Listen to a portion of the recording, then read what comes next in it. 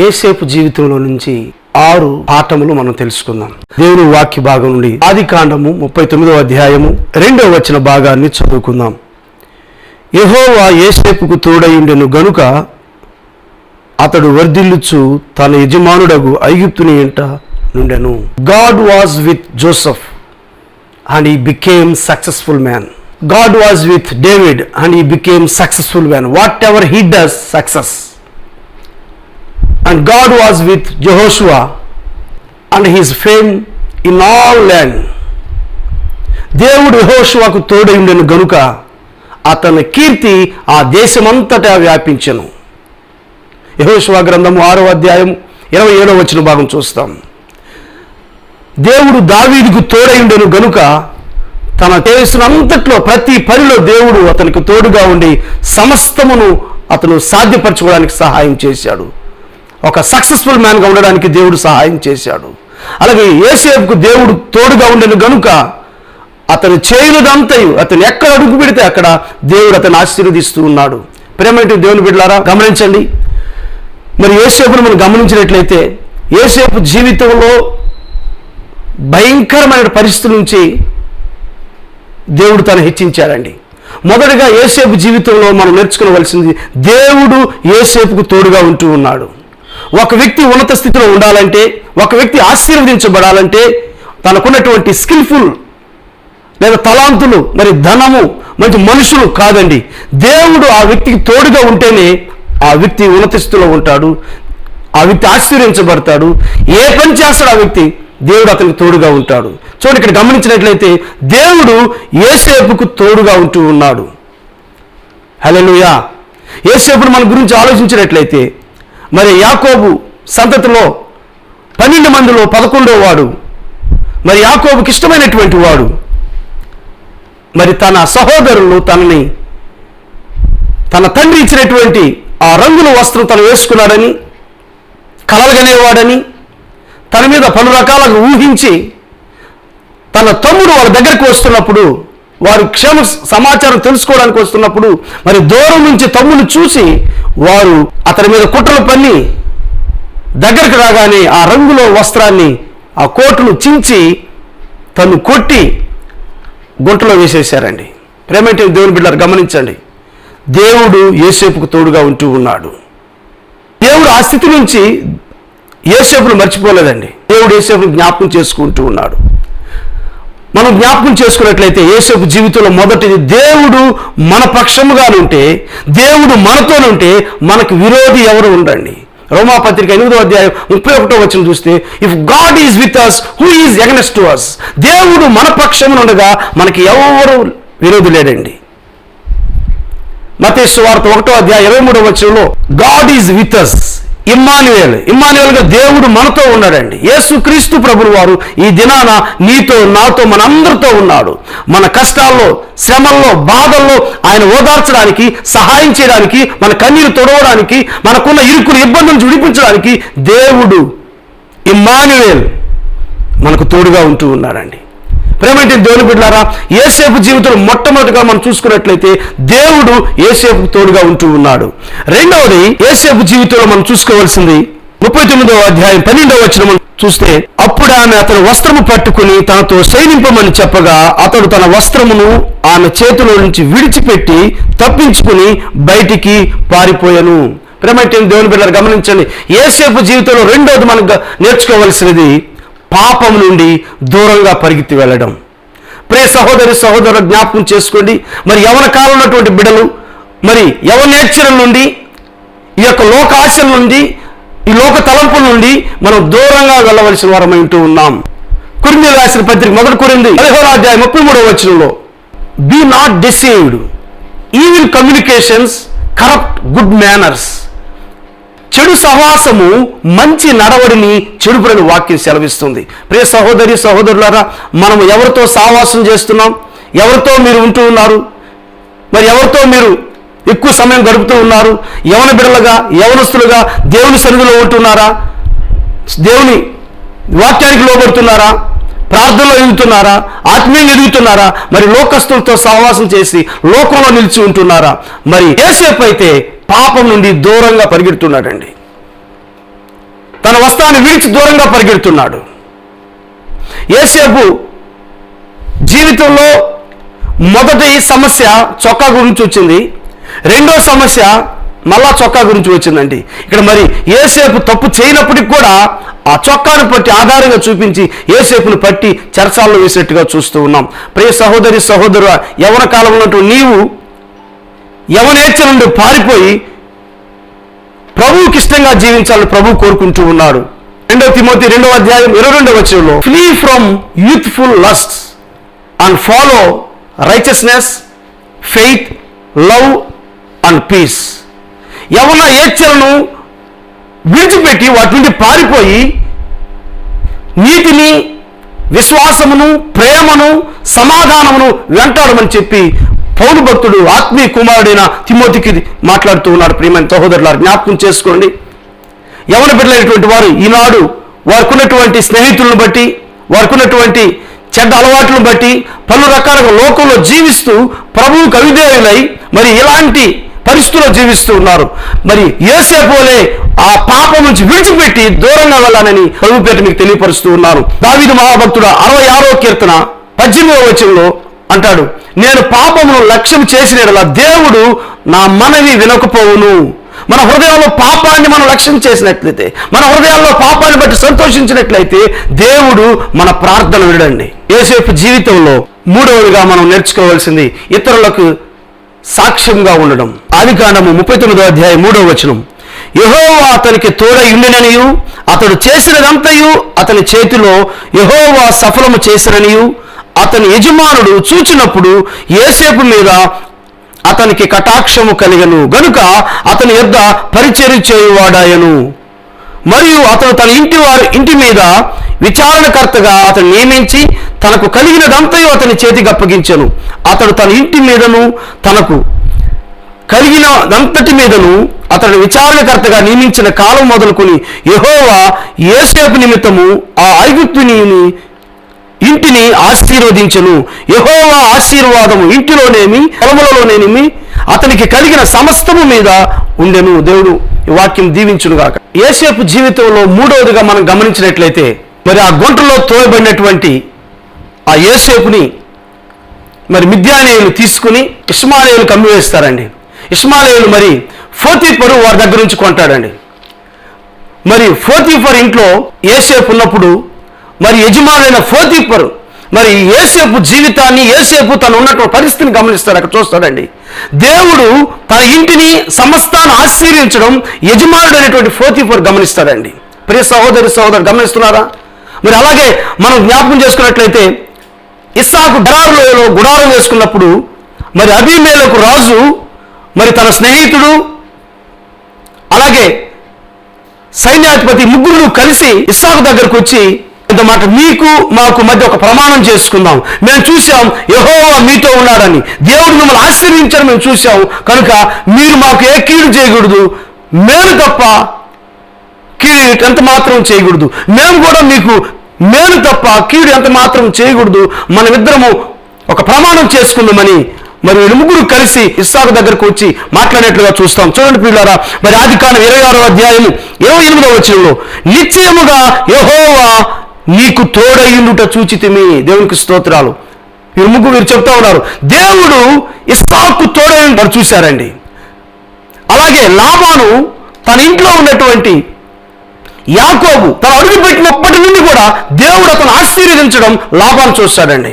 ప్రేమటి దేవుని బిడ్డలారా, నీవు నేను మనం చూసి అనేకులు వీరిలో యేసయ్య ఉన్నాడు, యేసయ్య తోడుగా ఉన్నాడు, కనుక దేవుడు వీరిని అంతకంతకు వర్ధిస్తున్నాడు, ఆశీర్వదించబడుతున్నారని మనం చూసి, మన జీవితాలను చూసి, మన ప్రవర్తన చూసి, మన జీవన వైఖరి చూసి ఈ లోకంలో అనేకులు క్రీస్తు వైపుకు మళ్లించబడాలండి. చూడండి, మరి అబీమెలెకు తన స్నేహితుడు మరి సైన్యాధిపతి చెప్తున్న, నిశ్చయముగా యెహోవా నీకు తోడయుండెను, నిశ్చయముగా యెహోవా నీకు తోడయుండు మేము చూచితిమి అని చెప్తా ఉన్నారు. మరి లాబాను కూడా యాకోబుతో ఉన్నాడు, దేవుడు నీకు తోడయ్యుండి ఆశీర్వదించాడు. నీళ్ళంతట్లో పొలంలో కానీ బయట కానీ అన్నింటిలో దేవుడు ఆశీర్వదించాడంట. యాకోబు అడుగుపెట్టినప్పటి నుండి దేవుడు అంతకంతకు లాభాన్ని ఆశీర్వదిస్తూ వస్తున్నాడు. ప్రేమంటే దేవుని బిడ్డలారా, మరి అక్కడ ఆ శకునం చూసి లాభాన్ని చూశాడంట దేవుడు యాకోబుకు తోడై ఉన్నాడని. మరి వీరు కూడా అబీమెలెకు రాజు కూడా చెప్తున్నాడు, దేవుడు ఇస్సాకు తోడైనట్టు వాళ్ళు చూశారంట. మరి పోతీఫర్ కూడా యోసేపుకు దేవుడు తోడైనట్టు చూశారు. కనుక ఇల్లంతట్లోనూ పొలంలో అన్నింటినీ దేవుడు ఆశీర్వదిస్తున్నాడు. ఆ విషయాన్ని పోతీఫర్ చూశారు. ప్రియమైన దేవుని బిడ్డలారా, మన జీవితంలో కూడా అనేక మంది దేవుడు మనల్ని ఆశీర్వదించడం, దేవుడు మన పక్షంగా ఉండడం చూడాలండి. ఎన్ని సమయాలు, ఎన్ని కష్టాలు వచ్చాయి, ఎన్ని శ్రమలు వచ్చినా సరే మనల్ని బట్టి, మన జీవిత విధానాన్ని బట్టి, దేవుడు మనతో ఉండడం చూసి మనం ఆశీర్వించడం బట్టి వేరే వారు సాక్ష్యం చెప్పాలా, అవును వీరిని దేవుడు ఆశీర్వదిస్తున్నాడని. మరి యోసేపుని బట్టి, యోసేపు ఆ ఇంట్లో ఉండడాన్ని బట్టి పోతీఫర్ ఇల్లంతటా దేవుడు ఆశీర్వదించాడండి.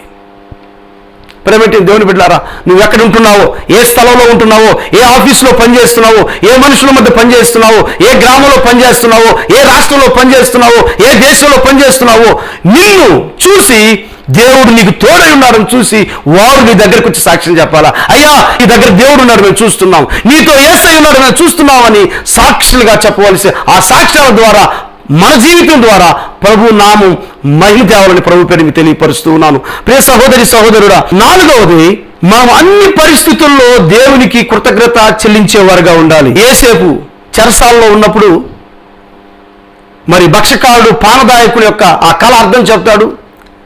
మరి ఫరోకు వచ్చినటువంటి అలభావం చెప్తాడు, ఆ కళ అర్థం గురించి చెప్తాడు. మరి దేవుడు మరి ఆ దేశంలో ఫరో సింహాసనం మీద అధికారిగా ఉండటం తప్ప మరి ఏదీ పట్టించుకోలేదు. సమస్తాన్ని మరి దేవుని ఆత్మ కలిగినటువంటి యోసేపుకు అప్పచెప్పినట్లు మనం చూస్తామనండి. చూడండి, ఉంగరం దొరుకుతాడు, సన్నపు నార వస్త్రం దొరుకుతాడు, బంగారపు గొలుసు వేస్తాడు. ఫరో యొక్క 2వ రథాన్ని యోసేపుకి ఇస్తాడు. మరి వందనం తెలియపరుస్తూ రాజ్యమంతటా ప్రకటన చేస్తారండి.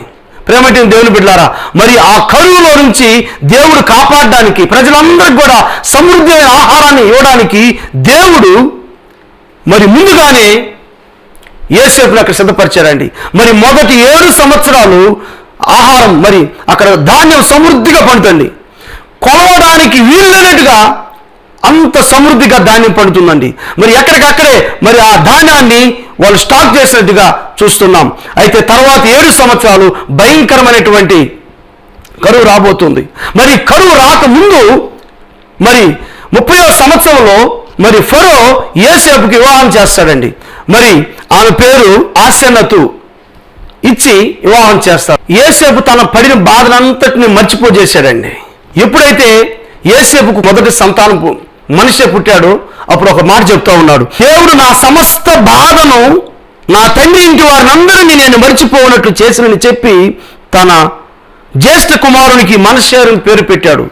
2వ కుమారునికి ఎఫ్రాయిము అని పేరు పెట్టాడు. ఎందుకు పెట్టాడంటే, చూడాలి, నాకు బాధ కలిగిన దేశమందు దేవుడు నన్ను అభివృద్ధి పొందించనని చెప్పి 2వ వానికి ఎఫ్రాయిము అని పేరు పెట్టాను. మరి యోసేపుకి ఏ దేశంలో అయితే బాధ కలిగిందో, ఏ దేశంలో అయితే అవమానం నిందొచ్చిందో, దేవుడు అదే స్థానం నుండి అభివృద్ధి పొందించి ఆశీర్వదించినట్లుగా మనం చూస్తున్నాం. ప్రియ సహోదరి సహోదరుడా, యోసేపును బట్టి మనము కష్టాల్లో, నష్టాల్లో, బాధల్లో, సుఖంలో, సంతోషంలో, అన్ని పరిస్థితుల్లో కూడా మనము దేవుణ్ణి స్తుతించేవారుగా ఉండాలి, దేవునికి కృతజ్ఞత చెల్లించేవారుగా ఉండాలి. ప్రియ సహోదరి సహోదరు జ్ఞాపకం చేసుకొని 5వదిగా యోసేపు జీవితంలో మనము దేవుడు శ్రమలను మేలు కోసం ఉపయోగిస్తాడండి. వాక్య భాగాన్ని చదువుకుందాం. ఆదికాండం 50వ అధ్యాయము 20వ వచన భాగం చదువుకుందాం. మీరు నాకు కీడు చేయని ఉద్దేశించితిరి గాని నేటి దినమున జరుగునట్లు, అనగా బహు ప్రజలకు బ్రతికించినట్లుగా అది మేలుకే దేవుడు ఉద్దేశించను. మరి 5వదిగా మనం యోసేపు జీవితంలో చూస్తున్నట్లయితే దేవుడు శ్రమను మేలు కోసం ఉపయోగిస్తాడండి. నీ జీవితంలో శ్రమలు, నిందలు, అవమానాలు, కష్టాల్లో ఎవరికి చెప్పుకోలే పరిస్థితులు ఉంటున్నావా? అయితే ప్రభు నీతో మాట్లాడుతూ ఉన్నాడు. 119వ కీర్తన 71వ వచనంలో దావీదు మహాభక్తుడు అంటాడు, శ్రమ ఎందుంటే నాకు మేలాయను, తద్వారా నీ కట్టడాలు, నీ శాసనం నేను తెలుసుకుంటాను అంటున్నాడు. శ్రమలు నీకు ఆశీర్వాదంగా చేస్తాడు. దేవుని ఉద్దేశాలు, దేవుని మార్గాలను తెలుసుకోవడానికి ప్రభు నీకు సహాయం చేస్తాడు. అలాగే జ్ఞాపకం చేసుకోండి, ఎవరు ఏం చేసినా కూడా దేవుడు నీ చేతిలో వచ్చేసరికి దాన్ని నీకు ఆశీర్వాదంగా చేస్తాడు. ఇది సత్యం అండి. చూడండి, వాటర్ ఫిల్టర్ చూసినట్లయితే దాంట్లో నీరు పోసినప్పుడు దాంట్లో ఉన్నట్టు అనేకమైనటువంటి డస్ట్ కానీ రకరకాల మురికి అన్నీ ఉంటాయి. మరి ఆ గ్లాసులో నీటిలో వచ్చేసరికి చక్కటి నీరు, మంచి నీరుని గ్లాసులోకి నీ చేతిలోకి వస్తుందండి. ఎవరు ఎంతమంది ఎన్ని కీడు, ఎంత హాని, ఎన్ని ఆటంకులు చేసినా దేవుడు వాటన్నిటిని నీకు మేలుగా చేస్తాడని సత్యాన్ని గ్రహించాలండి. దేవుడు నీకు మేలు చేస్తాడని నువ్వు గ్రహించాలి. ప్రేమటి దేవుని బిడ్డలారా గమనించండి, నువ్వు హెచ్చించబడాలంటే, నువ్వు దీవించబడాలంటే నీవు గుంటలో పడే అనుభవంలోకి రావాలి. ఎప్పుడైతే శ్రమలు, ఎప్పుడైతే కష్టాలు, ఎప్పుడైతే నిందలు, ఎప్పుడైతే చేయకూడని పనులుగా నిందలు, అవమానాలను అనుభవిస్తావో, వాటన్నిటిలో నడుస్తావో, దేవుడు ఒకానొక దినాన నిన్ను యోసేపు హెచ్చించినట్లుగా దేవుడిని హెచ్చిస్తాడండి. నీ తోటి వారందరికంటే దేవుడిని హెచ్చిస్తాడండి.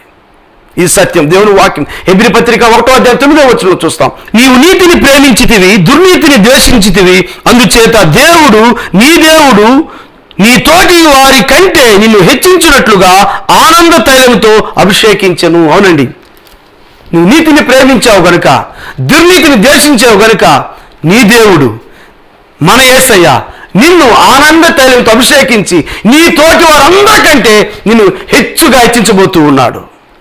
నిన్ను దీవెనకరంగా చేయబోతున్నాడు, నిన్ను ఆశీర్వాదకరంగా చేయబోతున్నాడు. ఎవరైతే నేను ద్వేషించారో, ఎవరైతే నేను కొనడానికి వచ్చారో, ఎవరైతే నేను తిట్టడానికి వచ్చారో, ఎవరైతే నేను అవమానపరిచారో వారందరి ఎదుట ప్రభువు నిన్ను నిలబెట్టబోతున్నాడు. వారందరూ వచ్చి నీ ఎదుట తలదించుకునే రోజు నువ్వు చూడబోతూ ఉన్నావు. ప్రేమటి దేవుని బిడ్డలారా గమనించండి, యోసేపు జీవితంలో తనకొచ్చిన శ్రమలన్నింటిలో దేవుడు అతనికి మేలుగా మలిచాడండి. తనకొచ్చిన శ్రమలన్నింటిలో అతను దీవెనకరంగా మలిచారండి. మా అన్నను కొట్టారని, మా అన్నను తిట్టారని, మా అన్న గుంట్లో వేశారని తను బాధపడలేదు, ఓర్చుకున్నాడు, సహించుకున్నాడు. వాళ్ళు వీళ్ళు మరొకరికి అమ్మారు, అక్కడి నుంచి నిందలు పడ్డాడు, అక్కడి నుంచి అవమానాలు పడ్డాడు, జైల్లో పడ్డాడు. ఇవన్నీ యోసేపు జీవితం అనుభవించిన తర్వాత దేవుడు యోసేపును తోడై ఉన్నాడు కనుక యోసేపు చేసిందంతా కూడా దేవుడు ఆశీర్వదిస్తూ వస్తున్నాడు. దేవుడు యోసేపుతో ఉన్నాడు కనుక యోసేపు ఎక్కడ అడుగు పెడితే అక్కడ ఆశీర్వాదకరంగా చేస్తున్నాడు, మేలుకరంగా చేస్తున్నాడు. శ్రమలున్నాయి, కష్టాలున్నాయి, బాధలున్నాయి, ఇరుకులున్నాయి, అవమానాలున్నాయి, కానీ దేవుడు యోసేపు తోడుగా ఉన్నాడు. తను జలముల్లో నడిచినా, అగ్ని మధ్య నడిచినా, అవమానాల మధ్య నడిచినా ప్రభువు యోసేపుకు తోడుగా ఉండి నడిపించి ఈ దినాన ఉన్నత స్థితిలో ఆ దేశానికి రాజుగా ఉంచారండి. దేవునికి స్తోత్రాలు. నువ్వు కష్టాలకు, శ్రమలకు ఓర్చుకు నిలబడగలిగితే మంచి భవిష్యత్తును, ఆశీర్వాదకరమైన దినాలు నీ జీవితంలో చూస్తావని ప్రభు పేట మీకు తెలియపరుస్తూ ఉన్నాను. ఆరవదిగా యోసేపు జీవితంలో మనం నేర్చుకోవాల్సింది, కీడుకు ప్రతి కీడు చేయకూడదండి. 50వ అధ్యాయము ఆదికాండము 21వ వచనం. కాబట్టి భయపడకుడి, నేను మిమ్మును మీ పిల్లలను పోషించదనని చెప్పి వారిని ఆదరించి వారితో ప్రీతిగా మాట్లాడెను. మరి అధ్యాయంలో 15వ వచనంలో మరి యోసేపు తండ్రి అనగా యాకోబు చనిపోయినప్పుడు యోసేపు సహోదరులందరూ పాతిపెట్టి వాళ్ళు తిరిగి వస్తూ అనుకుంటూ ఉన్నారు, అయ్యా మనము మన తమ్ముడు అయిన యోసేపుకు మనం కీడు చేశాము, భయంకరమైన పనులు చేశాము, మరి ఆ కీడుకు ప్రతికీడు చేస్తారేమో, మనకు ఆహారాన్ని ఇవ్వడేమో, మన అలా ట్రీట్ చేస్తారేమో అని వాళ్ళు అనుకుంటూ ఉన్నారు. అయితే యోసేపు జీవితం అలా చేయలేదండి, కీడుకి ప్రతికీడు చేయలేదు. బైబిల్ వాక్యం సెలవిస్తుంది. పేతురు పత్రిక 3వ అధ్యాయం 9వ వచనం చదువుదాం. ఆశీర్వాదమునకు వారసులవుటకు మీరు పిలువబడితిరి గనుక కీడుకు ప్రతి కీడైనను, దోషులకు ప్రతి దోషైనను చేయక దీవించుడు. దేవునికి స్తోత్రాలు. ప్రేమేంటి దేవుని బిడ్డలారా, యేసయ్య బిడ్డలంగా ప్రభు రక్తం చేత కడగబడే వారంగా మనము కీడుకు ప్రతి కీడు చేసేవారంగా ఉండకూడదు, దోషులకు ప్రతి దోషం చేయకూడదండి. వాటన్నిటికి బదులుగా వారిని దీవించేవారుగా ఉండాలని ప్రభు చెప్తా ఉన్నాడు. దేవుని వాక్యం మనకు చెప్తుంది. ఎందుకంటే ఆశీర్వాదాలకు వారసులుగా ఉండడానికి ప్రభు మనం పిలిచారు, కానీ కీడుకు కాదు, దూషించడానికి కాదండి. కనుక చూడండి, కీడుకు ప్రతి కీడైనను, దోషులకు ప్రతి దోషైన చేయక దీవించుడి. మనం దీవించేవారం అండి. మనం ఆశీర్వాదం అనుభవించేవారు, ఇతరులను ఆశీర్వించేవారు. మనం దీవించబడినవారు, ఇతరులను దీవించేటువంటి వారు. కనుక యోసేపు తన సహోదరులకి వారు చేసిన కీడుకు ప్రతి కీడు చేయలేదు ప్రియులారా. వారికి సమృద్ధిగా, వారికి వారి బిడ్డలందరికీ ఆహారం సమృద్ధిగా ఇచ్చాడండి. చూడండి, మీ శత్రువు ఆకలిగా ఉంటే ఆహారం పెట్టమన్నారు, దప్పికైతే తాగడానికి నీళ్ళు ఇవ్వమని చెప్పారు. ఇలా చేయటం వల్ల నిప్పులు కుంపటి వాడి నెత్తి మీద పోసినట్లుగా ఉంటుంది అని వాక్యం సెలవిస్తుంది. కనుక మనము చెడు చేత చెడుని జయింపక మేలు చేత కీడును జయిస్తామని దేవుని వాక్యం సెలవిస్తుంది ప్రియులారా. మనము మేలు చేసి కీడును జయించాలని దేవుని వాక్యం రోమాపత్రిక 12:20-21 మనం చూస్తాము. కనుక మనము క్షమిస్తే మన పాపాలు పరలోకమున తండ్రి క్షమిస్తారు దేవుని వాక్యం మత్తయి సువార్త 6:14 చూస్తాం. ప్రేమ దేవుని బిడ్డలారా గమనించండి. కనుక మనం యేసేపు జీవితంలో ఆరోదిగా కీడుకి ప్రతి కీడు చేసేవారంగా మనం ఉండకూడదండి. కీడుకి మనం మేలు చేసేవారుగా ఉండాలి.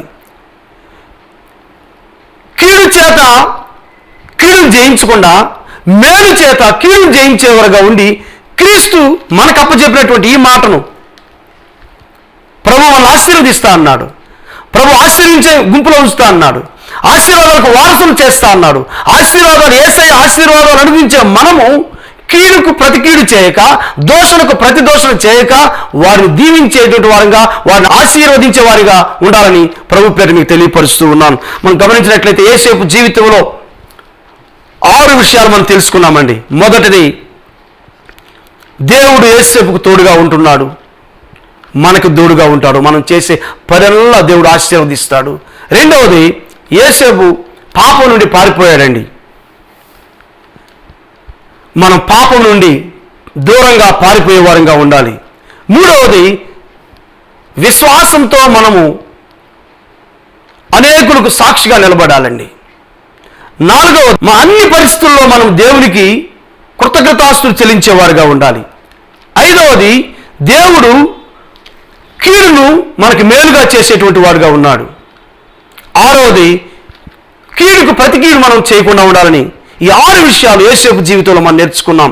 ప్రియ సహోదరి సహోదరుడా, మరి ఈ వాక్య భాగాన్ని విన్నటువంటి అందరూ కూడా ప్రభు దీవించినట్లు మరి మనం ప్రార్థన చేసుకుందాం. మహాపరిశుద్ధుడా, కృపా కనికరం గల మా నాయన, మీకు వందనాలు, స్తోత్రాలు.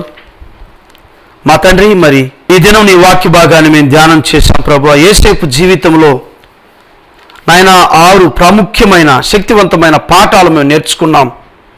దేవుడు యేసేపుకు తోడైండెను గనుక అతడు చేసినదంతయు సఫలమని వాక్యం సెలవిస్తుంది. అవును యేసయ్య, ప్రభు మీరు మాకు తోడుగా ఉండి, ఇమ్మానుయేలు దేవుడు మాకు తోడుగా ఉండి ప్రతి విషయంలో సహాయం మీరు చేస్తున్నందుకు స్తోత్రాలు నాయన. ప్రభు నీకు వందనాలు చెల్లించుకుంటూ ఉన్నాం. యేసేపు పాపము నుండి దూరంగా పారిపోయినట్లు చూస్తున్నాం. యేసేపు అనేకులకు సాక్షిగా నిలబడినట్లు మేము చూస్తూ ఉన్నాం. యేసేపు అన్ని విషయాల్లో దేవునికి కృతజ్ఞతలు చెల్లిస్తూ ప్రార్థించేవాడిగా చూస్తూ ఉన్నాం. యేసేపు జీవితంలో కీడును దేవుడు మేలుగా చేసినట్లు చూస్తూ ఉన్నాం. యేసేపు తన జీవితంలో కీడుకు ప్రతి కీడు చేయలేదు. వారిని ప్రేమించి వారి అన్నదమ్ములను, వారికి ఆహారాన్ని సమృద్ధిగా ఇచ్చినట్లు చూస్తూ ఉన్నాం. ప్రేమంటే దేవుని బిడ్డారమ్మై ఈ 6 విషయాలు మనం జ్ఞాపకం చేసుకున్నాం. దయగల తండ్రి, క్రీస్తు రక్తం చేత కడగబడిన వారంగా నాయన ఇదిగో తండ్రి, మేము కీడుకు ప్రతి కీడు చేయకుండా, దోషణకు ప్రతి దోషణ చేయకుండా, ఇదిగో ప్రభువా మా ఎదుటిన వారిని ఆశీర్వదించే వారంగా, దీవించే వారిగా చేయమని వేడుకుంటూ ఉన్నాం. నా తండ్రి, మీకే వందనాలు, స్తోత్రము చెల్లించుకుంటూ ఆయన ఈ కార్యక్రమం ద్వారా ప్రార్థనలో ఏకీభవించిన ప్రతి కుటుంబాన్ని యేసు నామములో దీవిస్తున్నాను ప్రభు, నీకు స్తోత్రాలు నాయన. వారు చేస్తున్న చేతి పనులు యేసు నామములో దీవిస్తున్నాను నాయన. వారికి ఉన్న వ్యాధుల నుంచి యేసు నామములో విడిపిస్తున్నాను ప్రభు, నీకు స్తోత్రము. ఎవరికైతే శరీరంలో వ్యాధుల చేత బాధపడుతున్నారో నాయన, దీర్ఘకాలిక వ్యాధుల చేత బాధపడుతున్నారు, సాతాను శక్తుల చేత బాధపడుతున్నారు నాయన, ఇగో చేతబడి శక్తుల చేత బాధపడుతున్నారు, ఇప్పుడే యేసు నామములో వారికి విడుదల కలుగును గాక. మీ కలువరి శిలువ రక్తాన్ని ప్రభు ఆ బిడ్డల తల నుంచి అరికాల వరకు నరముల్లో ప్రవహింప చేస్తున్నాను ప్రభు. యేసు నామములో విడుదల పొందును గాక. నీ తండ్రి నీకు స్తోత్రాలు. అద్భుత కార్యము నాయన ఇప్పుడే మీరు జరిగిస్తున్నందుకు స్తోత్రాలు. ఇప్పుడే మీ గాయపడి హస్తంతో వారు తాకుతున్నందుకు స్తోత్రాలు ప్రభు. నా తండ్రి మీకు వందనములు చెల్లించుకుంటూ ఉన్నాం. ఇదిగో తండ్రి, ఈ ప్రార్థనలో ఏకీభవించిన ప్రతి బిడ్డను దీవిస్తున్నాం, ఆశీర్వదిస్తున్నాం ప్రభు, నీకు స్తోత్రాలు. ఆయన ప్రార్థనకు జవాబు అనుగ్రహించినందుకు, అనేక మంది బిడ్డలు నాయన ఇప్పుడే మీరు స్వస్థపరిచినందుకు స్తోత్రాలు. వారి జీవితాల్లో మంచి భవిష్యత్తును, ఉన్నత స్థితిని మీరు అనుగ్రహిస్తున్నందుకు స్తోత్రాలు చెల్లించుకుంటూ యేసుక్రీస్తు శక్తి కలిగిన నామములో ప్రార్థించి వేడుకుంటున్నాము తండ్రి, ఆమెన్. పరమ తండ్రి అయిన దేవుని ప్రేమ, కుమారుడైన యేసుక్రీస్తు కృప, పరిశుద్ధ ఆత్మ దేవుని సహవాసము సంబంధము మనకును సర్వలోకంలోని సకల పరిశుద్ధులకు సదాకాలం తోడైను నడిపించునుగాక. ఆమెన్.